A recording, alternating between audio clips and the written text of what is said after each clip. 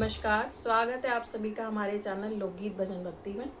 आज मैं आप सबके सामने एक भोजपुरी निर्गुण गीत लेकर आई हूँ। आशा करती हूँ आप सबको पसंद आएगा। यदि आप सबको ये गीत पसंद आए तो हमारे चैनल को लाइक, सब्सक्राइब और शेयर अवश्य कीजिए। धन्यवाद। झुलने का रंग साजा हमार पिया